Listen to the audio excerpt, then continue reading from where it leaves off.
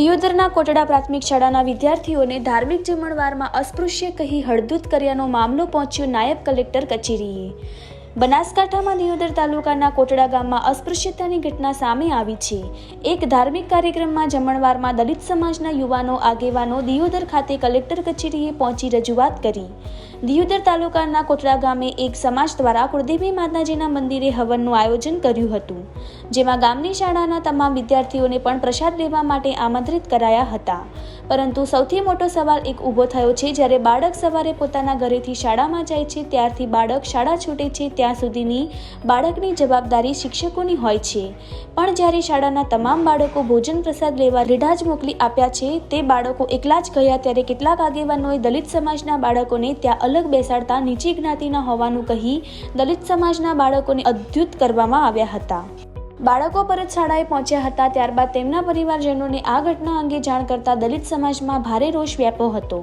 દલિત સમાજના બાળકોના વાલીઓએ આ અંગે જણાવ્યું હતું કે તેમના બાળકો સાથે આ પ્રકારનું વર્તન ક્યારેય ચલાવી લેવામાં આવશે નહીં અને જ્યાં સુધી ગ્રામજનો આગેવાનો માફી નહીં માંગે ત્યાં સુધી તેમના બાળકોને પણ સ્કૂલે નહીં મોકલે તેવી ચીમકી ઉચ્ચારી હતી।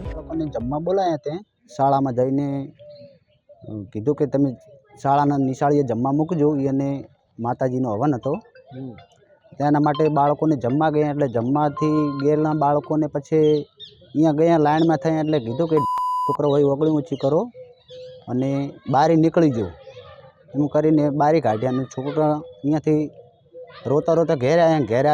શાળામાં આવ્યા, શાળામાં જઈને સાહેબને વાત કરી, પછી સાહેબે કીધું કે તમારા વાલીઓને જઈને વાત કરજો। આવી અમારી સરકાર જોડે માગણી છે ને અમારો આનો તરત ન્યાય આવે એવું મેં અપીલ કરીએ છીએ। 4/2/2023 શનિવારના રોજ પટેલ સમાજને રૂડશ્રી માતાનો હવન હતો, ત્યાં તમામ શાળાના છોકરાને જમવા બોલાયા। જમવા ગયા એટલે ત્યાં છોકરાને ઊભા રાખીને પૂછ્યું કે અમે છોકરા કેટલા છો? છોકરા 37 હાથ ઊંચા કર્યા કે અમે, તો કે સાઈડમાં બેસી જાઓ, તમારે જનરલમાં જમવાનું નહીં, તમારે નોખું બેસવાનું। નોખા બેસાડીને પૂછ્યું તમે થાળી વાટકા લઈને આવ્યા છો કે ના?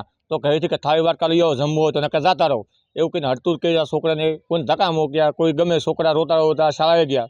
શાળાએ આચાર્ય જોડે જઈ આચાર્યએ પૂછ્યું કે સાહેબ અમને જમવા આપ્યા નથી। તે છોકરા સાહેબ કે તમારા વાલીને જાણ કરજો। કર્યા છોકરાએ મને વાત કરી કે પપ્પા અમે જમવા ગયા હતા, મને આવી રીતનું હેરાન પરેશાન કર્યા છે। એટલે અમે અમુક ગામ લોકોને વાત કરી કે ગામ લોકો કે અમે કોઈ આમાં માનતા નથી, અમે કોઈ આવું કીધું નથી। તે પછી અમે 2 દિવસ ગામ લોકોની રાહ જોઈ, પણ ગામ લોકોએ અમને કોઈ જવાબ ના આપ્યો। તે અત્યારે અમે દિયોદર પોલીસ સ્ટેશને આનો જવાબ માગવા આવ્યા છે અને અમારો ન્યાય જોઈ, બીજું કંઈ કહેતા નથી અમે।